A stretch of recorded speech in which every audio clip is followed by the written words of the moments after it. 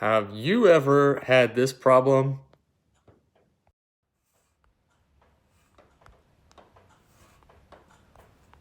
Where do I export it?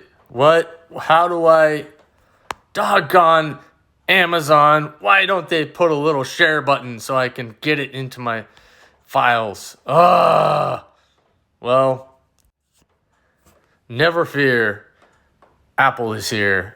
I'll show you just what I mean here. Tap and hold right here on that file, and look what happens. Turns it into a draggable. Now you can swipe and you can go anywhere. You can even go back to the home screen. You can go right into whatever, use another finger and tap on notes, tap on whatever you need to with other fingers, drop it right in, and boom, it's right there.